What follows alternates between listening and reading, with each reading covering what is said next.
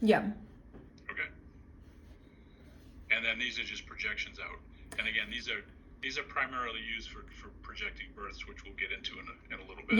Yeah. So this is their projections from 2020. At this point, it's to 2040. It's UMDI projections. Actually, it's from 2015 to 2020. Even from 2015. Yep. Sometime probably in the summer or fall of this year, we should be getting new data from UMDI based on 2020 census. Yeah. So that's what this one's all about.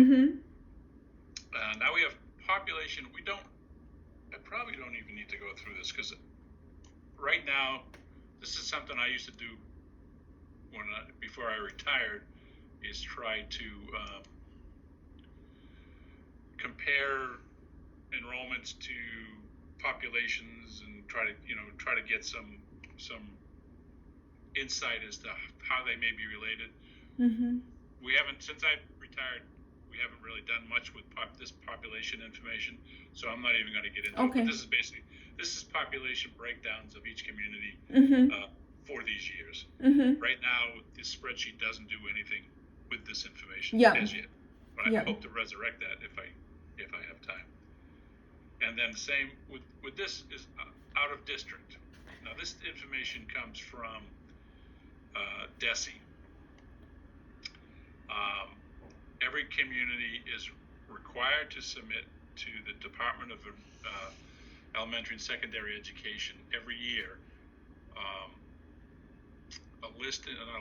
a count of all the school-age children in that community and where they go to school. So this is a count of all the children. These are percentages. But percentages based on a count. And they collect the data because they want to. You can't really see these. Let me just explain this. Private, charter, regional. I see. So, what schools children go to in every district, right? So, if there is a private school, how many children go to private school versus the public school? Yep, that's exactly right. So, if you look at this column, this local column. This should match the number of kids that, like in this particular case, this is Scituate in 2010. This is kindergarten. 92% of the kids that live in Scituate went to Scituate public schools. That's what local means. That's what local means. Now, public out of district means they went to a public school, but in a different school district. Like Scituate people sent their kids to Marshfield, for example, to go to school. So it's a public school, but it's not in that district, if you follow me. Public school. Yeah, 1 second. Let me just think about it. So children that live in Scituate, but parents send them to a public school, but in a different district. Correct. Okay, so it's a very small fraction, 0.79. Right. In some cases, it's a little bit larger than that. In some grades. Are you familiar with the concept of school choice? No. Basically, districts can opt to accept school choice kids, which means they are willing to accept kids from outside the district. Okay. If the parents pay, the parents have to. Typically, there's a tuition requirement and all that kind of stuff. Yeah, but also there's a certain amount of money from the state that follows that kid. So the states will send so many dollars per student to Scituate, and if one of those Scituate kids goes to Marshfield, the money that was allocated to him goes with him to Marshfield. If you follow me. Yes. Yeah. Okay. So that's why a lot of these districts will do school choice. They'll accept kids from outside the district if they have excess capacity in their buildings, and it's another revenue source for them. Right. So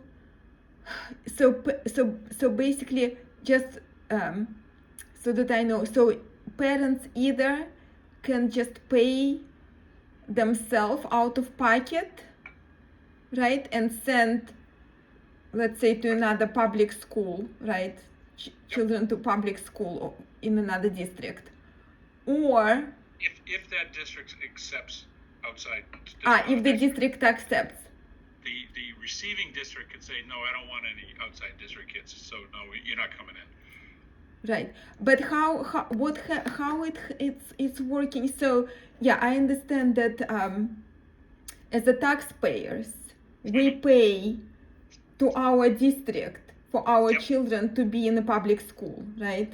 And it's some kind of known amount of money. Yep.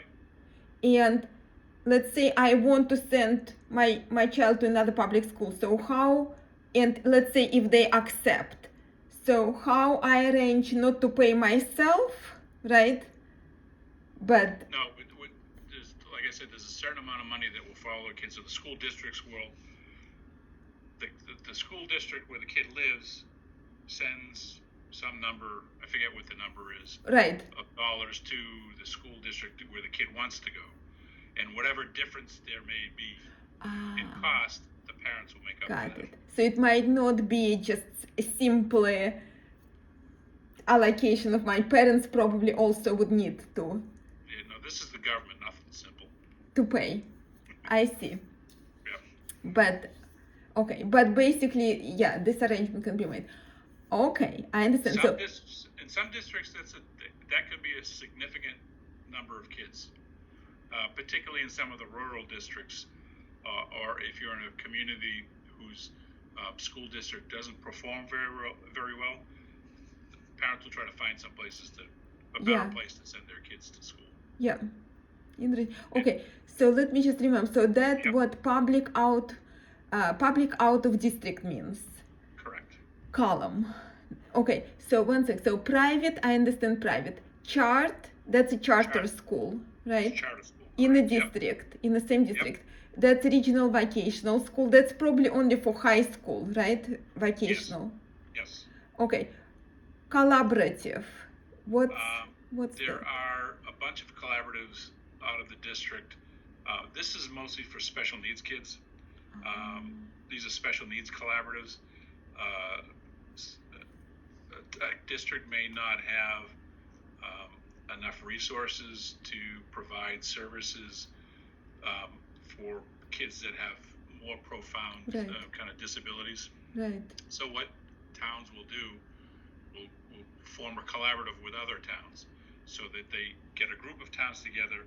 So between that group, they get enough kids that makes it financially feasible, or more feasible, to provide the services that are necessary.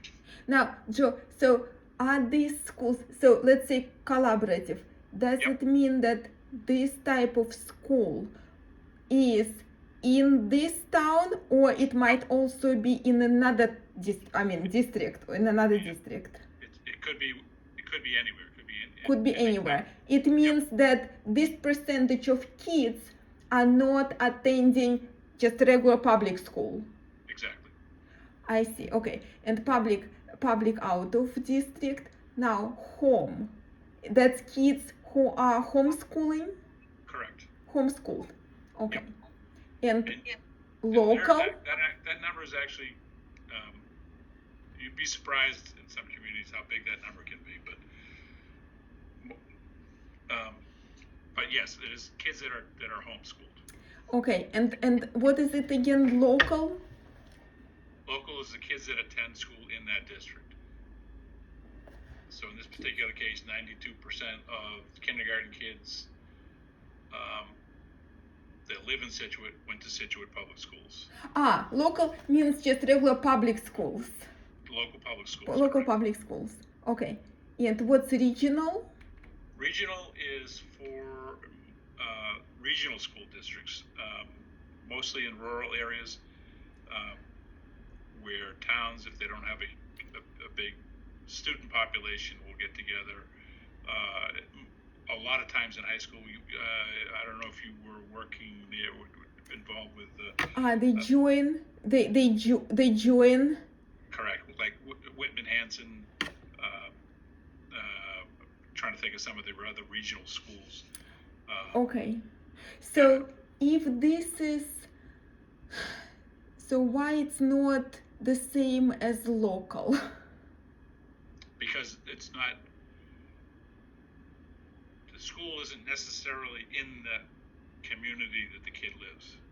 Huh. It could be in the next town over. It could be, three or four or five towns may get together to form their own school district so that they have a critical mass of kids where they can offer the services that a lot of these kids need. The smaller district, the smaller communities don't have enough kids to have a kind of a rich course offering, if you will. Right. So they try to get enough kids together so that they can offer the courses that are Got it. that are necessary. And financially, it's more feasible for them. Sure. More economic for them to create a larger district. So my question is, so for example, let's say this joint school in one of the towns, let's say it happened to be this regional school, right? Even if it's combined kids from different districts, let's say it happened to be in Situate physically, it still would not be considered local? No, not if it was joined with other communities. Got it. So if Situate got together with Marshfield and created a regional school district for Situate Marshfield, even if that building was in Situate, it would still be reported as a regional. Got it. Regional student. Okay, and it makes a difference for us. Why? Because let's say we differentiate. If let's say our project is just regular public school, right? Then we would consider numbers for the local. But if we are building regional school, then we would consider numbers for regional, or if it's regional VOCTEC, we would consider numbers only for regional VOCTEC. Yeah, regional school districts and regional VOCTECs, I don't want to say complicate the process, but there are additional steps that we got to go through to do projections for. Because we have to account something, right? Right. We got to, if we're doing a regional district, if it's a regional academic district like say a Whitman-Hanson, we got to understand not only what's happening in Whitman, but also in Hanson, and kind of pull all that information together to do these projections. Now, when you get into regional vocational, it's a kind of a very different process. We try to get, there could be as many. I think one regional VOTEC has as many as 22 communities in it. So if we were doing projections for them, we'd have to look at the school populations for 22 different communities, kind of add them all together, particularly the 8th grade, because those are the kids that are going from the local district to the regional district. I see. We'll get into that in another step. Okay, got it. Several more steps of calculation. And then regional VOTECs are complicated by the fact that they have admissions policies, so their policies can affect the enrollment.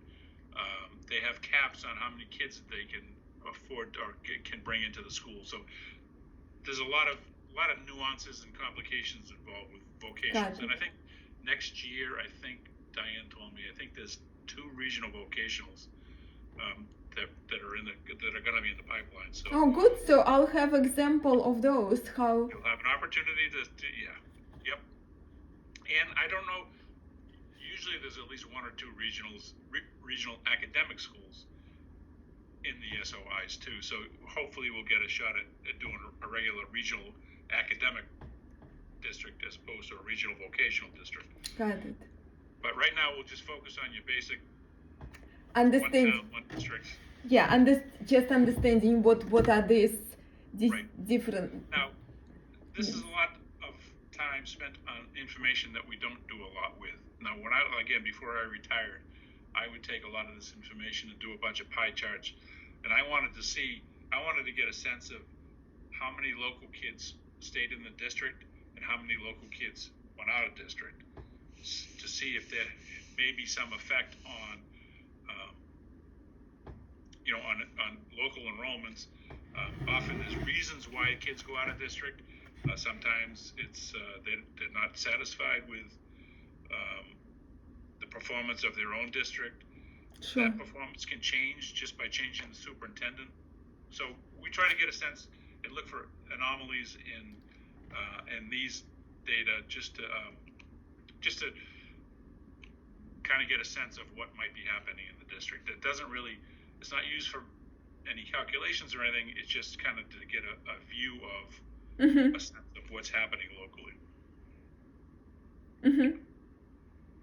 Okay, and then this number is the total number of kids, the total number of kindergarten age kids in that particular community. So in 2010, Situate had 253 kids of kindergarten age. Yep. Got it. So that's what this is.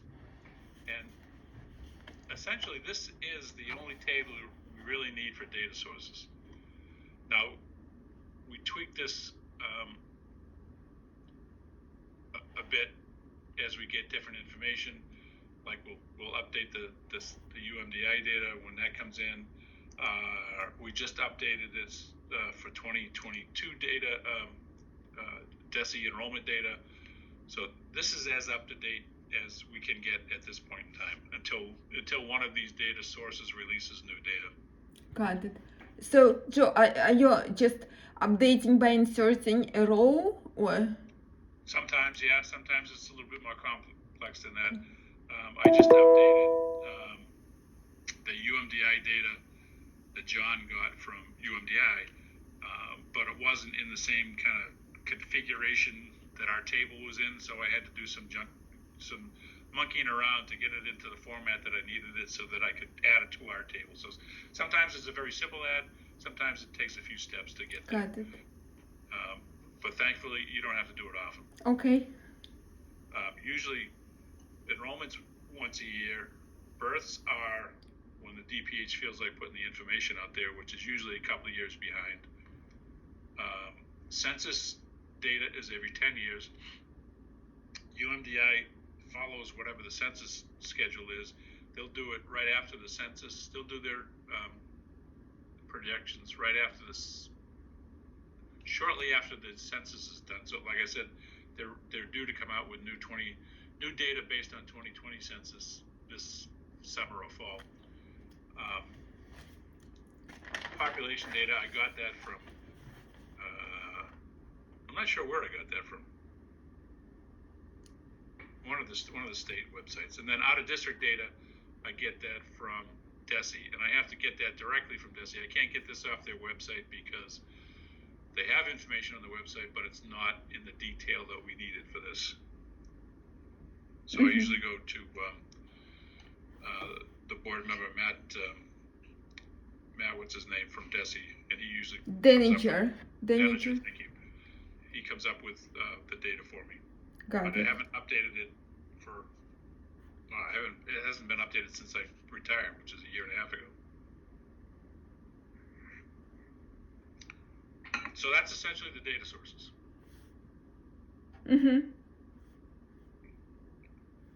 Yep. So, okay.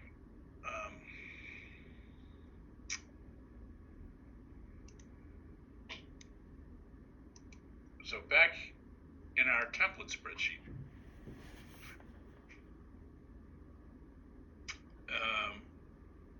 so all the information that we just talked about in those data sources all comes into this one tab for this one community. So this top table, this is the historic enrollment information from DESE. Yeah. Okay.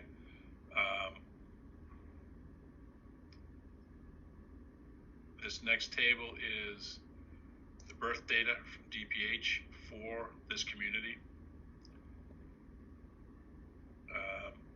This is the female population and UMDI information. And then this is the out-of-district information. This is the same out-of-district information, but instead of percentages, it's counts. Mm-hmm. So, and then this information, Housing. this actually comes from the district, but we pull it off of our. The district is required to provide this in the enrollment system online, and I actually should show you that too. But that's where this comes from. Mm-hmm. And this is all district reported. So, and this is to try to determine if there's a number, if there's a population surge, if you will, in the community. We make adjustments based on what is happening building-wise. If they're building a lot more houses than they have in the recent past, we'll make an adjustment. There's also a way to make an adjustment downwards if they're building a lot fewer houses, but we've never adjusted downward. But we have the ability to do that, but I think it wouldn't go over well with the community if we did that, so we don't adjust down. Okay. So, and then up top here, the very top, we have, we don't use the MSPAD number too much, but this is the district, this is the SOI school, and this is the SOI grade configuration for that school. Okay, so now we get into the next tab, which is the cover sheet. This is the cover of the handout. You don't have to do anything on this tab other than change the town logo, and we can typically get that off their local website. I just cut and paste it off their website typically. But this town of Agawam here and this Agawam High School in January, this information comes from that data input tab. So it reads that cell. Yeah, I understand. Tab, it puts it in. Yeah. Same with this one. It comes from the data input tab. So you don't have to update this one. Yeah. This one you have to do nothing to. This is just explanation for the district's benefit. Yeah. Again, same here. Yeah. This is just a graphic thing. There's nothing to be done here. It just describes the methodology a little bit. Yeah. So now we get into some graphs. So the things, there isn't much you need to do on this page. It's done automatically based on the data input. Okay. But this narrative up here, this needs to be rewritten to kind of describe the observations that you see, that are seen here. So in this particular case, actually John, I think, set this up with Katie this way. This breaks the total females out so we can get an understanding of what the female population is doing in that community. And in this case, it's been flat for a while, but you can see right after 2015 it's projected to go up. Then we can kind of conglomerate the counts of females between the ages of 25 and 39. Yeah. Which represents 2 or 3 different cohorts on here, 3 cohorts. Yeah. Because those 3 cohorts are the primary ages of females when they give birth. So that's the age group of females that contribute to the births, if you will. And then this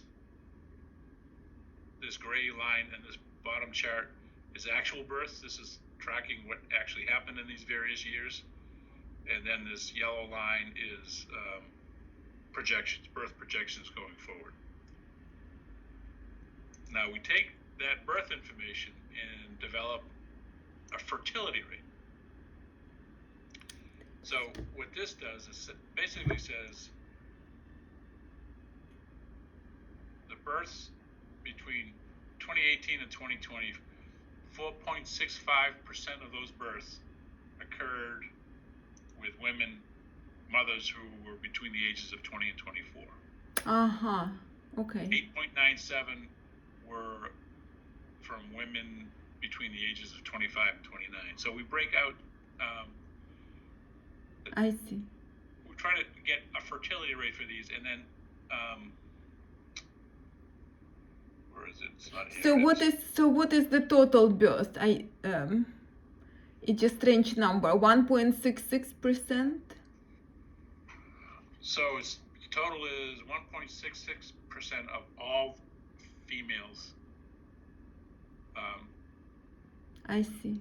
Between the ages of 20, between the years 2018 and 2020, 1.6% of females gave birth. Okay, 1 second. So these are 8.97%. That's between 2018 and 2020 for the women of age between 25 and 29. Yeah. So if you look at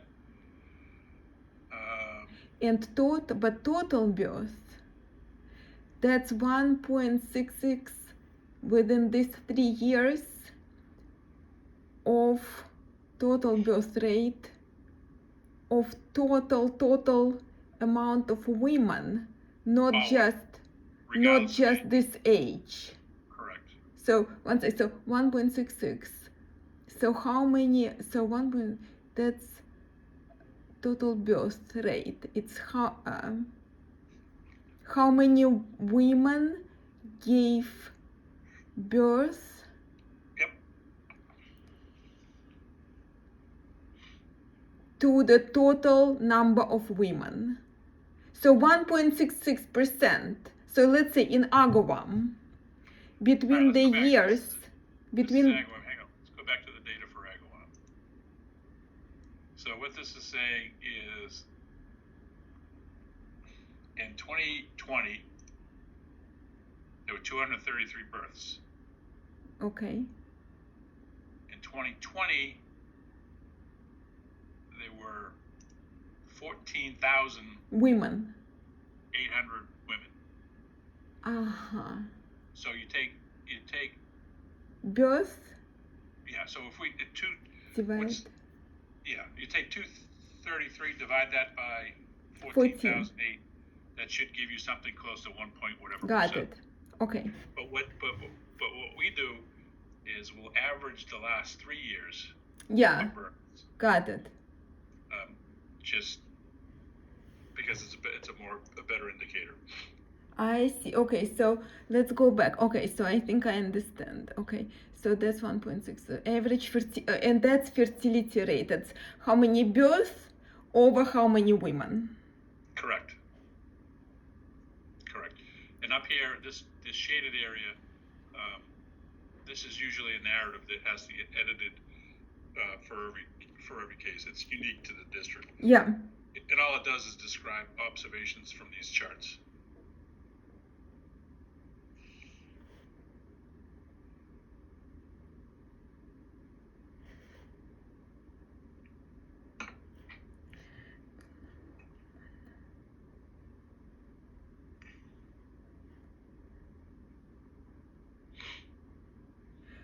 Okay, so my last question is for this.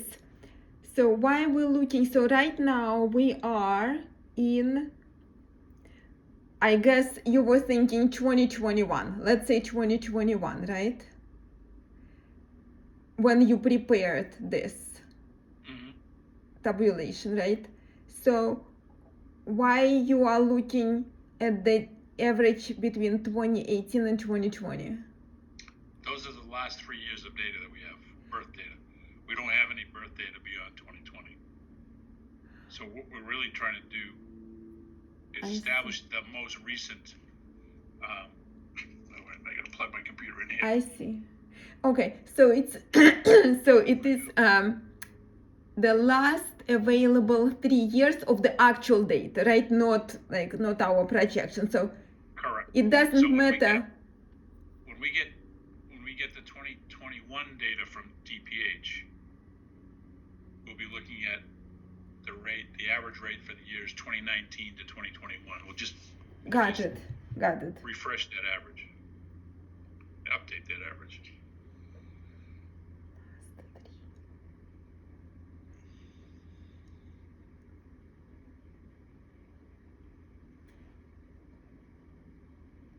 Okay. Okay. So do I need to know how you built, these tables on the right? Not yet. Okay. When I retired, John and Katie kind of changed this little piece around on me. So this is the way they designed it. I did it a little bit differently. I'm basically the same outcome, but I approach it a little bit differently than they did. This is how they approach it.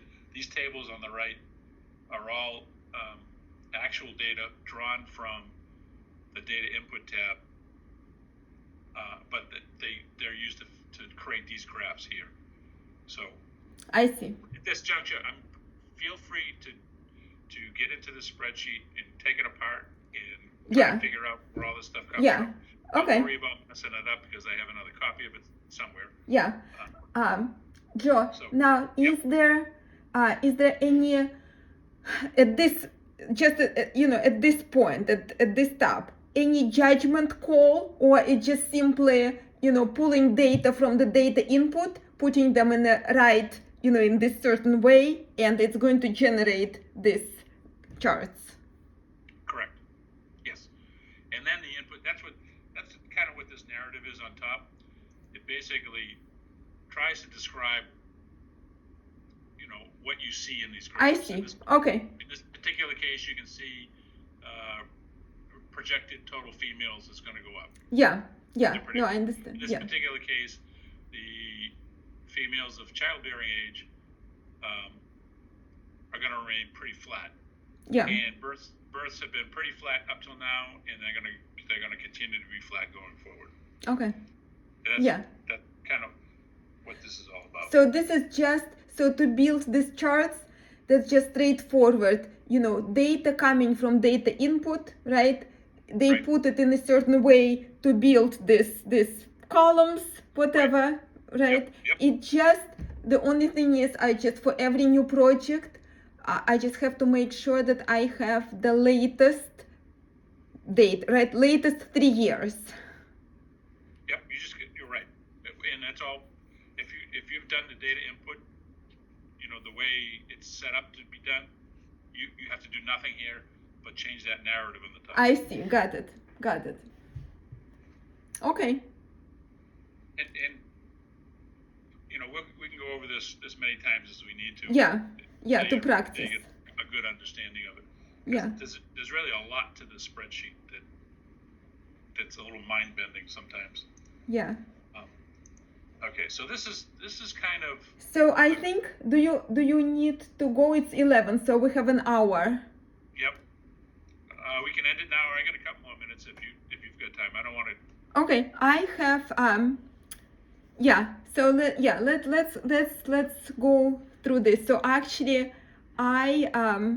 so this one I looked a little bit in more details at this table, and I was tracking all the following the spreadsheets that were feeding this one. So yep. That's good.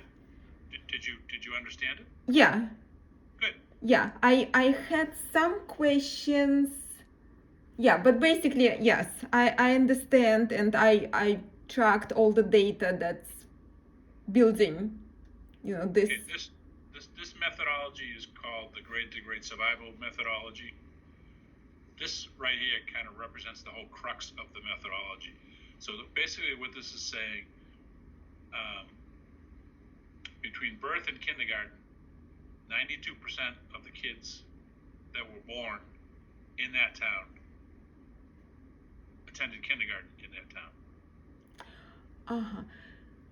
92%. Okay, so the other 8% either went to a private school, they moved out of town, they may have been born in the town, but they don't go to school. They did not attend kindergarten in that town. Or in that district, I should say. So 92% of the kids who were born in this town attended kindergarten 5 years later. Correct. Yes. Yeah. And this says between kindergarten and first grade, they gained some kids. So yeah, more kids attended first grade than went to kindergarten. Yeah. In this case, 99% of the first graders went on to second grade, and so on and so forth. Yeah. But these numbers are 5-year average cohort survival ratios. So they're kind of the crux of this whole methodology. Now, if you look at this down here, if you probably know this if you spent time on here before. Katie did this. This kind of describes how these numbers are generated. So in this particular case, for FY15,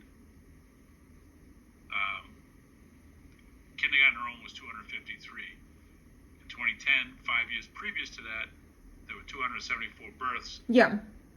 So that gives you your 34 for that particular year. Yeah. Now you do that for 5 years, and this 9269 is that. It's average. Yep.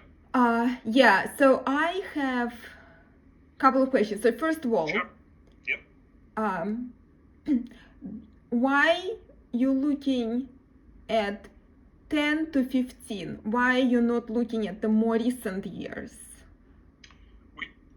This is an older spreadsheet. We should redo this spreadsheet based on the more recent years. That's a very good question.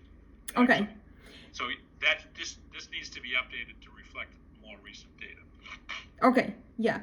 And then also when I was digging to trace the formulas back, yep, I had a question because the actual numbers are not looking at those exact years.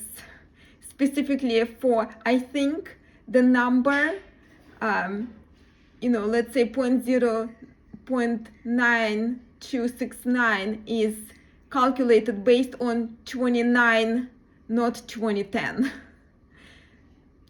But that's minor. And I just wanted to know, is it correct?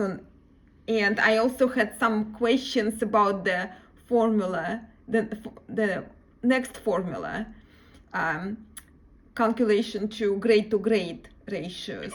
That also, I just wanted to know why numbers look at those years, because I thought they should be looking at different years. But we can maybe dig it in next time. No, you're probably right. I'll take a look at this in this information on the left here. These years should be 5 most recent years. Okay, so this should be 5 most recent years. So let's say we are now in 22, right? Yep. Let's say I want to start to preparing for the new project, right? New enrollment. Yep. Then I would update this table to be what years? To look at kindergarten 22? I'll update the template so you won't have to do anything here. But this should be, if we're using 2022 data, this should be fiscal year 17. It's 5 years back ago. Right? And this but should be 2022 actual birth, but we don't have 2020. So the most recent data we have is 2020. So maybe this is up to date. Oh, okay. I'll take a look at it and make sure that it's I just wanted to know rationale for how you pick the years. Yep, the years are the 5 most recent years. 5 mostly. So basically, but 5 most recent. So basically, the FY 15, where it says FY 15, right? That should be the most recent year. Let's say whatever. Let's say 2020. It should be. See, in this particular case, the most recent births that we have, actual births, is 2020. So this should be FY.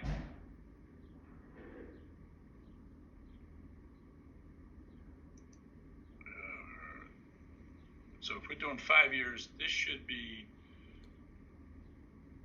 FY 2015, I think, for actual births. Okay. And this should be FY 2020. Yeah. I see. Okay, and so you do it for the next 4 years to get the 5-year average. Yeah. Next 4 years. And this should be very similar. Yeah. So let me update those so it makes more sense. Okay. But after that, there's nothing you need to do when you're doing a projection. There's nothing you need to do on this tab. But again, update this narrative. Update. Got it. Yeah. This is all done through the spreadsheet. Yeah. Yeah. Yeah. No, I was tracing those down to understand, to understand the formulas. So, okay. Well, thank you, Joe. I'll look again at the spreadsheet and just review what you told me. But it's very good. And then we'll just pick it up from here next time around. Yeah. So I'm going to ask you to remember where we left off because I probably won't. Okay. So, and then we can start the next session with, any questions you might have from this session or from whatever you've, try to figure out on the spreadsheet. Yeah. So we left at the grade to grade survival graph, I think. Yes, we did. Left at grade to grade survival. And we will go again here. We will start into a little bit in more depth on how to figure out the correct, like the latest years. Yep. So what we can do going forward is we'll go through, and I'll go through all these tabs because further down the road here, further down the line, some of these tabs some of these particularly adjustments and stuff and birth data, this gets a little high level, a little complex. You don't necessarily need to, particularly, except for adjustments, but some of these you don't need to necessarily do anything. Okay. But like this birth data tab, it kind of feeds one of those orange tabs that talks about birth, but this, I'll show you. It's a very detailed. Yeah, I looked. Way yeah. To get from birth to projections, and it's complex. So I mean, we could spend a whole session just on this one tab. So. Yeah. But yeah. We'll go through all the tabs, and then at some point we'll just walk through a projection. Yeah. Just pick a town. It really doesn't matter what town. It doesn't even have to be in the pipeline. And we'll just make it work. Yeah. And you get when you start doing a few of these, you get a better understanding.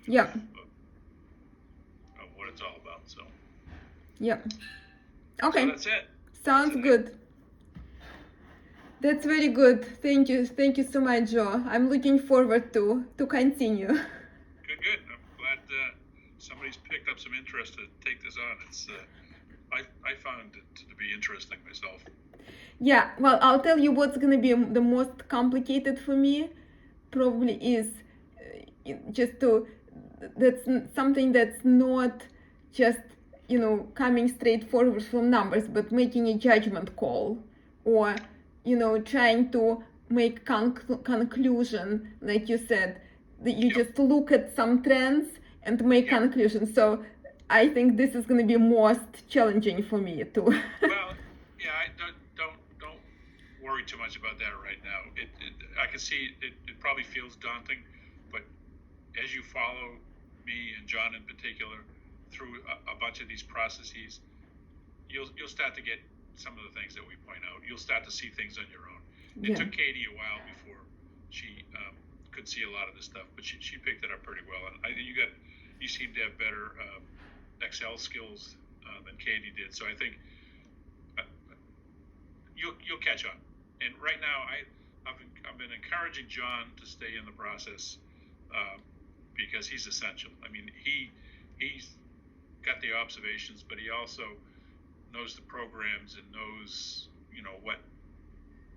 what will affect our program and what may not affect our program. So it's going to be essential that he stays involved, and he's done enough of these now where he can spot a lot of these observations also. So yeah, no, so he's very good. Don't worry, it's going to take a little while before you get a warm feeling about some of this stuff, but it'll come. Yeah. Okay, sounds good. Thank you, Joe. So I'll see you next week. See you next or week. Maybe before at one of those meetings. Oh yeah. Well, enjoy the rest of your day. Thank you. You too. Bye. Bye. Bye.